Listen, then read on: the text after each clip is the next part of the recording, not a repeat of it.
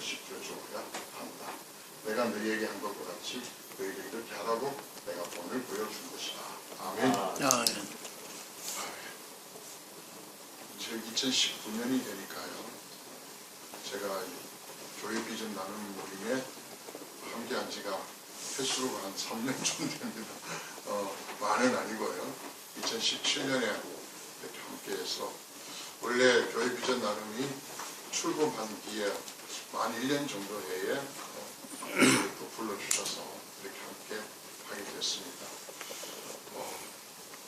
그동안 그 모임을 통해서 많은 이야기를 들었는데요. 오늘날 교회들이 자꾸 문을 닫게 되고 서로 교회 교육자들이 목회에 전념하지 않냐고 요즘 뭐 대리운전도 하고 다른 직업도 하면서 교회들이 많다. 그럴 때 저한테도 굉장히 마음이 아팠습니다. 하나님의 교회가 왜 문을 닫아야 되고 성도들이 교회를 떠나고 목회자가 목회에 전념하지 못하는 그런 일이 왜 우리 앞에 있는가. 늘 가지고 있는 생각 중에 하나는 교회는 하나님의 교회고 교회의 머리는 예수님이신데 왜 예수님의 몸인 이 교회가 이렇게 자꾸 약해지고 어려워지는가. 그런 생각을 많이 가집니다. 그 중에 여러 가지 제가 목회하면서 깨달았던 것들이 많이 있는데 오늘 아침에 한 9시경에 전화가 왔어요. 전화가 와서 교회 중에 대충 이렇게 울면서 전화를 하길래 받아봤는데 밤새 싸운 것 같아요. 부부가요. 그런 거 있잖아요. 그죠? 그래서 그냥 마치고 신방하려 그러기에는 조금 영적으로 좀 제가 좀 지키는 게 있어서 그 가정에 갔습니다. 제가 결혼식한테 주례하고 있던 그런 가정이니까 또 필요한다고 갔는데 들어보니 별다른 심각한 건 없습니다. 원래 또 부부간의 트러블이 아주 심각한 게 아니고 그런 것들이 모여서 마음에 앙금이 되고 그런 것들이 나중에 갈등이 되고 다툼이 되는 것인데 그 중에 하나가 뭐냐면은 남편은 남편대로 아내가 자기를 무시한다는 겁니다. 아내는 아내대로 남편이 자기한테 소홀하고 밖에만 돈다. 이런 것들이 이야기입니다. 특별한 이야기는 아닌 것 같아요. 그런 이야기를 하는 중에 제가 또 준비한 말씀들에 대해서 같이 연결 한번 시켜봅니다. 서로가 처음에는 서로가 행복할 것 같이 결혼을 하고 또 가정생활을 합니다. 그런데 어느 정도 지나면은 육제가 생기고 갈등이 생기잖아요. 근데 그 갈등을 정말로 제대로만 잘 수습한다면은 아마 그 가정은 훨씬 더 사랑이 있고 더 행복해질 겁니다. 그런 면에서 갈등과 문제는 우리에게 바쁘게 보여지는 건 아닙니다. 근데 그것을 잘못 봉합을 하고 자기 나름대로 생각하고 이러다 보니까 나중에 그 갈등과 문제가 더 커져서 가정적으로 어려움이 오더라는 거죠. 우리가 교회에 있으면서 목회를 하면서 어려움과 문제가 있습니다. 근데 그 문제를 우리가 어떻게 푸느냐에 따라서 아마 그 결과는 달라지지 않을까라고 생각이 듭니다. 저희들이 목회의 그 모델은 예수님 아니겠습니까? 예수님은 뭐 제자훈련도 하셨고 예수님은 자신에 대해서 요한복음을 보면 계속 이야기하잖아요. 나는 뭐 생명의 떡이다. 나는 물이다. 나는 부활이다. 자신에 대하여 계속해서 피를 하십니다. 근데 우리가 그런 걸 배운다면은 우리 자신이 아니라 예수님에 대한 어필을 계속 한다면 아마 교회는 제대로 가지 않을까 싶습니다. 그런 것이 안 되니까 교회에도 많은 문제들이 생기지 않나. 자, 그렇게 제가 한번 서론으로 들어가면서요. 본론으로 제가 이 말씀을 드리고 싶은 것은 예수님이 오늘 성경에서 우리에게 보여주시는 모습은 제자들의 발을 씻기는 모습입니다. 제가 우리 아이들을 세족식을 한번 한 적이 있습니다. 세족식을 할 때 발을 씻기는 저도 그 다음에 물들어 나르는 집사님들도 또 발을 담글 아이들 쭉 앉았고 뭔가 아마 덜덜하고요. 그거 하기 전에 예수님이 십자가에 달린 동영상들 이렇게 상면하면서 우는 사람도 있고 뭔가 가슴이 찡하고 그랬습니다. 하나의 이벤트고 하나의 어떤 그런 인간적인 면이 굉장히 강했는데 예수님은 우리에게 그런 모습으로 보여지는 게 아니라 어쩌면은 식사하는 자리에서 수건을 발에 두르고 발을 내라 해서 씻겨줍니다. 베드로는 절대 내 발을 못 씻깁니다. 이건 상식에 맞지가 않습니다. 제자가 스승의 발을 씻겨야 되지 어떻게 스승이 제자의 발을 씻깁니까? 다른 제자들은 그냥 발 다 내는데 베드로는 좀 특이해. 절대 못 씻깁니다. 아닙니다. 내 발은 절대로 씻기지 못하십니다 하고 강력하게 말씀해요. 저는 이 베드로의 이 말이요, 어쩌면 저의 목표고 오늘날 힘들어하는 모든 참 오늘 앞에서 말씀하신 목사님 같이 맛을 잃은 교회와 성도들이 하는 이야기가 아닌가 싶어요. 주님이 하시는 일에 브레이크를 겁니다. 주께서 분명히 뜻이시고 계획이 있어서 제자들 발을 씻기는데 우리 생각에는 이건 아니다라는 거죠. 어떻게 주님이 내 발을 씻깁니까? 내가 주님 발을 씻겨요. 그래서 절대로 이건 아닙니다 라는 것이 어쩌면 저의 모습이 아니었나 그런 생각을 한번 해봅니다. 주님은 이것을 그냥 퍼포먼스가 아니라 모델입니다. 본을 보였다고. 그리고 너희들도 서로 발을 씻겨주라고 메시지를 주십니다. 그러면 우리 모두 다 목회자잖아요. 그런데 그 목회자가 해야 될 일이 뭐냐면 이와 같은 겁니다. 맨날 발만 씻겨주라는 게 아니라 이 발 씻겨준다는 게 우리에게 어떤 의미가 있을까요? 교회가 왜 부흥이 안 될까? 저는 그런 데 생각을 좀 많이 할 때 이 말씀하고 연결 보니까 우리가 좀 핵심이 빠져있는 게 아닙니까? 하나님이 우리를 통해서 교회를 부흥하시리라고 저는 그렇게 믿습니다.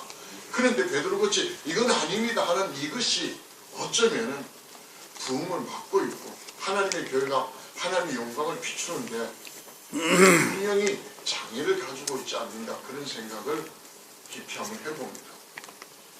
우리 한국교 세계 기독교에서 가장 많이 전도하신 분이라 그러면요, D.L. 무디 목사님을 꼽습니다.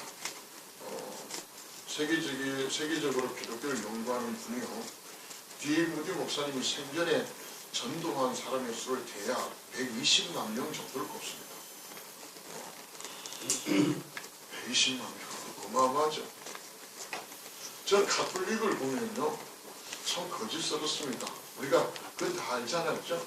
가톨릭하고 우리하고 완전히 다릅니다. 가톨릭은 거의 가짜 종교죠. 예수님도 가짜로 세웁니다.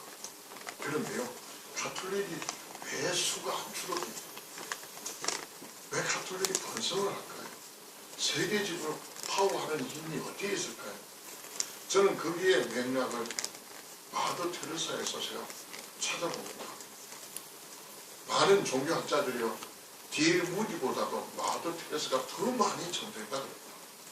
그 숫자를 한 200만 명을 꼽습니다. 기도요 150도 안 돼요. 자그마한 거리도 구부러졌고요. 죽어서 남긴 것이 그가 읽었던 낡은 옷과 신발 이런 것밖에 없어요. 근데 그가 한 게 뭐냐면 주님의 말씀을 받았어요. 그가 막 예수를 믿고 복음을 어떻게 했고 그런 이야기 말고 그런 평생을 발을 씻기는 사람이었어요. 병든 사람 그 병을 치료하고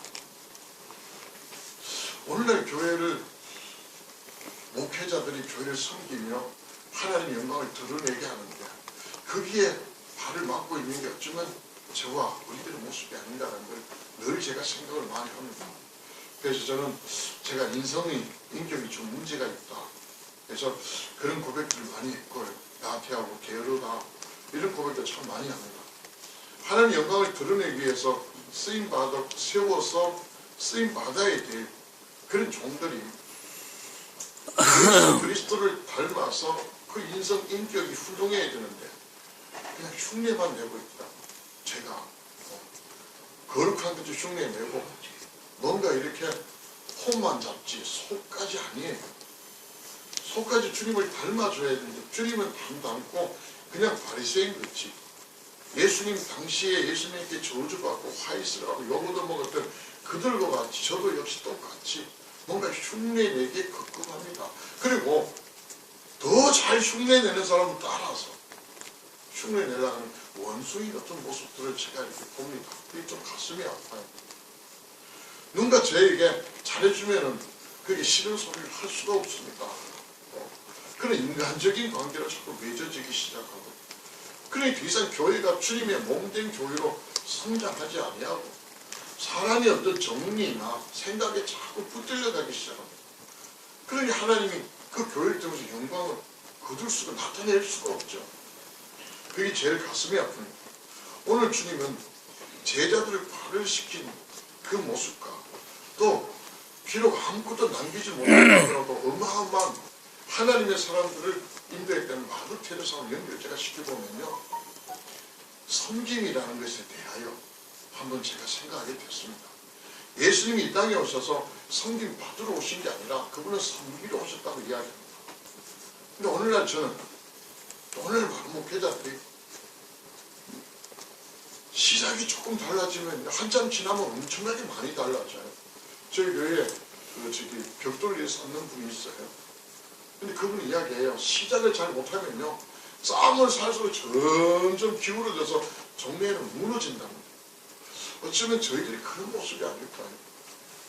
세상적인 그런 복음과 물타기에서 목회자가 잘 나가면 그게 성공인 줄 알고 잘 흉내내고 잘 그냥 폼만 잡으면은 다 괜찮아 보이는 걸로 생각해서 그렇게 본 것 같아요. 저도 그렇게 보고 그렇게 배웠으니까. 주님으로부터 제대로 그런 걸 배워야 되는데 그런 모델이 별로 없고요. 부흥사를 하면서 이 교회 저 교회 다니면서 큰 교회 좋은 차 다니면서 뽐내는 그런 것들을 보고 배우니 우리의 삶의 목회의 삶 자체도 그런 식으로 자꾸 올라가는 거예요. 근데 올라가다 보니까 제대로 않고 삐뚤해서 자꾸 넘어지고 쓰러지고, 근데 이게 지금 아니다라는 게 우리 앞에 문제가 오잖아요. 그럼 섬김은 과연 무엇이냐? 섬김은요, 제가 지난번에 지금 한 15년 전에 탈북자가 있습니다. 얼마 전에 책을 하나 봤는데요. 신동혁이라는 사람이에요. 요동이라는 곳에 수용소, 정치공 수용소가 있는데요. 그걸 무자비한 탄압받는 엄청나게 힘든 수용소 생활을 했답니다. 자기 어머니도 계셨고 형도 있었고. 근데 자기 14살 때요, 어머니와 형이 탈출을 모의를 하는 걸 자기가 들었대요. 그리고 그걸 고발을 합니다. 14살 때 자기가 보는 앞에서 공개 처형을 합니다. 자기 어머니와 자기 형이. 참 그럴 수 있구나. 그런데 재미있는 건 그 친구가요, 한국으로 탈북을 합니다. 물론 한국 오지는 않죠. 네. 중국으로 넘어와서 중국에서 돌아다니다가 기자를 만나서 그 기자를 통해서 주중 한국 대사관에 들어와서 한국 들어옵니다. 그리고 나중에 한국의 교육을 받고 여러 가지 문화적인 충격을 겪고 책을 써요. 그 책에 보니까 그런 이야기가 쭉 나와 있는데, 재미있는 거는 그는요, 자기 아버지 어머니가 다 정치범이에요.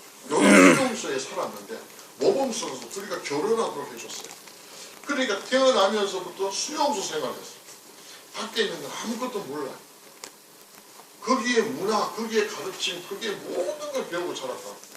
그게 난 줄 알아요. 그러니까 자기 어머니와 형이 탈출을 모의하니까 고발할 수 있는 거예요.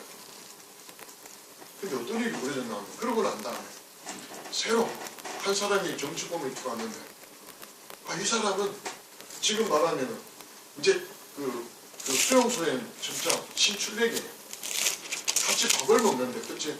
식사하는 것도 자기가 다 정했던 모양이에요. 자기 앞에 앉았는데, 그 요독 수용소의 또 희귀한 광경 중에 하나가 밥을 막 뺏기는 거예요. 너무 식량이 부족하니까. 자기도 어머니 밥을 먹다가 두드려 맞아가지고 며칠 아픈 적도 있다, 이런 고백도 듣더라고요. 재밌는 거는요, 그 앞에 있으면서 그 앞사람이 한 숟갈을 떠서 자기한테 주더라는 거예요. 뭐 이래? 내가 빼뜨려 먹어도 시원찮은데 자기가 한 숟갈 주더라는 거예요. 참 희한한 사람이네. 그래서 자기는 또 노하우가 많잖아요. 남의 것을 빼뜨려 먹는 노하우가 더 많습니다. 그런데 주니까 빼뜨려 먹을 필요가 없잖아요. 그래서 기다렸습니다. 그런데 지나가면 그 다음 날도 또 한 숟갈 더 주더래요. 그러니까 당연히 이제 받는 거예요. 그 기간이 1년도 6개월이라. 6개월 딱 지나고 나니까 이 사람이 자기한테 하는 이야기가, 요독수용소는 너무 지옥 같다. 내가 밖에서 생활할 때 여기는 지옥이야. 우리 같이 탈출하자. 이러더라는 거예요. 자기 엄마와 형이 탈출할 때 바로 고발했는데 이 사람 고발을 못합니다. 고발을 못합니다. 나중에는 그의 이야기를 듣고 같이 타러 갑니다. 물론 타러 가는 과정에서 그 사람은 총에 맞추고 자기만이 겨우 살아서 살아납니다. 그러면서 회상을 합니다. 내가 왜 그를 고발을 못하고 내가 같이 이렇게 하라고 했나. 물론 결과는 너무 좋았는데 자신은 그 숟가락 밥 하나다. 밥도 옳은 밥도 아니죠. 저는 그런 글을 보면서 섬김에 대해 용기이 되더라고요. 엄마와 형을 고발한 사람은 왜 고발 못했을까? 하다보면 있어요.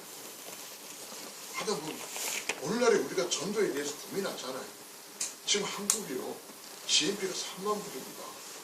세계 경제가 이 작은 나라지만 7번째 규모입니다. 뭐 재작년까지는 뭐 9번째는 7번째 무역 대국입니다. 이제 우리가 뭘 다 한 거예요? 실업하면 실업수당이 나오고요. 나이가 들면 노년수당이 나오고요. 애 낳으면요. 정부에서 뭐 자치단체에서 애 낳았다고 출산 장려금이 막 나오고요. 6살 때까지 만 6세까지 계속해서 가족 양육수당이 막 지급돼요. 이제는 못 먹고 산다는 건 조금 다른 이야기예요. 얼마나 잘 먹고 사느냐가 문제지. 그런 시대에 예수님에 대해 답답한 거 없어요. 전도한다고요? 그분들은 교회에 나와주는 거예요. 오는 게 아니라 가급한 게 아니라 하도 그렇게 나와주는 거예요. 자, 우리 목회도 마찬가지입니다. 다시 한번 이 우리들의 상황에 돌아봅시다. 제가 이 말씀 속에 늘 부끄러운 게 그래요. 내가 얼마나 교회를 섬겨요. 정말 교회를 위해 내가 존재하나, 나를 위해 교회가 존재하나. 오늘날에는 많은 목회자들 위해서 교회가 존재합니다. 정말 교회를 위해서 목회자가 존재해야 되는데, 성도를 위하여 목회자가 존재해야 되는데, 지금 거꾸로 가 있잖아요. 성도들이 목회자들을 섬겨야 되고, 목회자를 위해서 성도들이 존재합니다. 만약에 이런 식으로 가면 절대 교회가 교회다운 모습이 아니라 이건 망하고 문 닫는 그런 코스잖아요. 그런 코스의 문제들이 이제 우리가 알게 된다면 그럼 이거 바꾸면 되잖아요. 이제는 뭐 어떻게 해요? 주님이 우리에게 본을 보이시고 너희도 이렇게 하라는 이 모습으로 우리가 갖춰야 돼요. 미국의 그 유명한 10대 재벌 중에 여자 10대 재벌 중에 한 사람이었던 오프라 윈프리가 있습니다. 그 여자 얼굴 보면 양쪽 눈이 좀 이렇게 넓게 있어서 좀 특이합니다. 저기 흑인이고요. 뭐 그렇게 뭐 미모가 있고 그런 것도 없습니다. 그의 삶이 얼마나 불행합니까? 그의 삶은 14살 때 아기 낳을 정도입니다. 기가 막히죠. 엄마 아빠가 이혼하고 엄마한테 맡겨졌는데 엄마는 알코올 중독입니다. 그래서 자기가 감당을 못하니까 사촌 집이 몇 개 나는데 그 사촌 형제들이 돌아가면서 윤관을 해요. 사촌만 윤관하는 게 아니에요. 친척들이 윤관을 해요. 그 고통과 아픔 속에서 아이를 낳게 되고 그 아이가 14살의 아이를 하는데 2주 만에 또 죽습니다. 그 어린 여자아이, 흑인, 그 아이의 삶이 어떨까요? 도저히 안 돼서 할머니가 데려가요. 좀 제가 생각을 할게요. 근데 지금은 어떻게 되냐면 방송국을 소유하고 거대 재벌입니다. 1년에 벌어들인 돈이 우리 돈으로 4천억 정도입니다. 여러분 얼굴 표정이 하나도 없습니다. 그 정도 버시는 거거든요. 4천, 만 원이 아니고 4천억. 자기 토크쇼에 오는 사람은 차도 선물하고요. 시계는 그냥 기본입니다. 그분이 지은 책이 미션이라는 책이에요. 그 책이 보면 이런 이야기입니다. 내가 남보다 돈이 많나? 돈이 많다면 하나님이 나에게 준 미션인 거죠. 돈이 많다는 걸 자랑할 게 아니라 그 많은 돈을 갖고 남보라. 그 이야기. 내가 남보다 많은 상처를 받고 많이 힘들게 자랐나? 그럼 당신에게 그 하나님 미션이다. 그 아픔과 상처를 경험한 것들을 그런 사람들을 위해서 위로하고 나눠줘라. 당신이 누구도 갖지 못하는 빅 드림을 갖고 있냐? 하나님 당신에게 준 미션이다. 그 꿈들을 나누어라. 그 비전들을 나누어라. 그 책에 보면 그런 감동이 있어요. 저는 그래서 결론적으로 섬김은 감동이라고 생각해요. 섬김 받은 사람은요, 그 사람에 대하여 어떻게 할 수가 없습니다. 신동력이라는 사람도 마찬가지고요. 밥 한 숟가락에 그의 삶이 달라지잖아요. 목회자. 주님의 부름받은 우리가 무릎을 꿇고 성도들의 발과 세상 사람들의 발을 씻기는 이런 자세만 가지고 있다면 그들이 감동 안 하겠어요? 그 감동이 하나님의 영광을 비칠 수 있도록 할 수 있지 않는가? 제가 이 말씀을 통해서 다시 한번 소망을 발견합니다. 교회가 문 닫고 있지만 문 열 수 있는 소망이 있다. 성도들이 떠나지만 그 떠난 성도들이 다시 돌아오기는 소망은 이거밖에 없다. 유명한 세미나에 가서 뭐 이렇게 하면 교회가 부흥된다. 그게 아니라 주님이 주신 이 말씀에 저와 여러분이 붙들려 갈 수만 있다면 우리에게 가지고 소망이 있지 않나 그런 생각을 해봅니다. 마지막으로 그럼에도 불구하고 잘 섬기기는 힘들더라. 왜 그런가? 그래서 바로 우리가 제가 고백했지 예수님을 닮아가는 게 아니라 흉내 내리는 나의 자세 때문에 그게 제일 문제다. 그 내려놓자. 우리는 원숭이 아니잖아요. 어디 가면 원숭이가요 뭐 담배도 피우고 사람 있는 다 내고 막 깔깔깔 웃습니다. 주님은 흉내 내서 되는 게 아니라 주님 닮아가야 돼요. 그 다음에 또 하나는 이 성김은 그냥 되는 게 아니라 훈련을 통해서 그래서 주님이 보여주는 거예요. 제자들에게 내가 너희들에게 본이 되어주는 거예요. 보고 배우지 않으면 그건 할 수가 없어요. 근데 우리들한테 그렇게 보여주고 배워주는 분들이 없어서 그런지 모르지만 주님께 다시 돌려와서 우리가 배우는 걸 작정한다면 분명히 배울 줄 믿습니다. 그것이 실력이에요. 성김의 실력이 있어요. 성김의 실력이 체득이 되지 않으니까 머리는 섬기는데 몸은 섬기지 않고 있어요. 그 다음에 하나는 뭐냐면 섬기지 못한 이유 세 번째가 교만한 사람은요 섬기는 게 비굴하게 느껴져요. 의식해야 되는데 주여. 내 위치에서 이걸 해야 돼? 이런 생각이 들어요. 그래서 그게 교만하다는 거죠. 섬기지 못하는 그 세계를 우리가 다 지워버리고 주님의 이 말씀들을 저와 여러분들이 금과 옥조로 이용해서 단순한 있다면 저와 여러분의 섬김을 통해서 분명히 교회의 소망이 있을 줄 믿습니다. 아멘. 하나님의 영광이 정말 교회를 통해서 목회를 통해서 찬란하게 다시 한번 비추리라 확신합니다. 아멘. 같이 한번 기도하겠습니다. 하나님 고맙고 감사합니다. 주께서 불러주셔서 주의 사역을 감당하는 성민 그 사역 속에서 하나님을 마음껏 드러내야 되는데 오 주님 긍휼히 여겨주시옵소서. 저희들도 못 부탁합니다. 하나님 이 말씀을 통해서 건세와 능력으로 저희들 붙들어 주셔서 저희들이 잘나고 뻐기는 게 아니라 주님이 부탁하신 말씀에 사로잡혀 섬기는 삶을 살게 도와주시옵소서. 그래서 그 성경을 통하여 하나님 영광 받으시며 이 땅에 교회가 소망이 있고 비전들이 넘치며 그것이 나누어져 온전히 우리 모두가 주님이 원하시는 신앙과 믿음과 사역 속에서 기쁨과 행복을 누릴 수 있도록 도와주시옵소서.